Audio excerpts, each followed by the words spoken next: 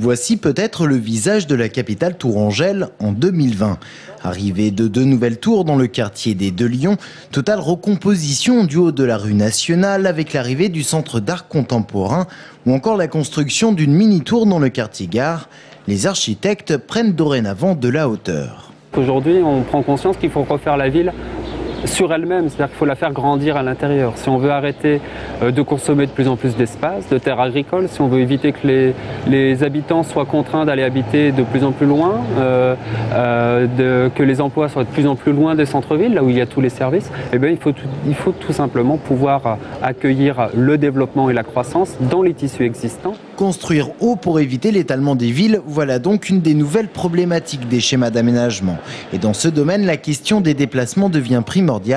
Vélos, bus, tramways, trains sont désormais liés à la politique de l'habitat. On va favoriser les projets d'urbanisation le long des réseaux de transport en commun. Ce sera le corridor de part et d'autre du tramway, mais également le corridor de part et d'autre des bus à haut niveau de service. Ainsi, le passage du tramway le long de la gare va nécessiter la destruction des immeubles de la rue de Nantes. Avec l'îlot Vinci, le quartier va prendre de la hauteur. Le maître mot mixité, car aujourd'hui, un quartier se pense avec ses logements et ses bureaux, et bien sûr en incluant l'écologie. Et ce qu'on essaie, et en particulier au service de l'urbanisme, c'est que tous les projets de construction, que ce soit maison individuelle, aussi bien immeuble, c'est d'appliquer les normes haute qualité environnementale.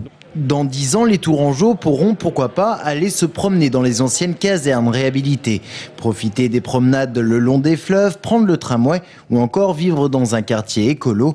Ces prévisions, le public peut les découvrir jusqu'au 24 octobre, notamment dans la cour de l'Hôtel de Ville.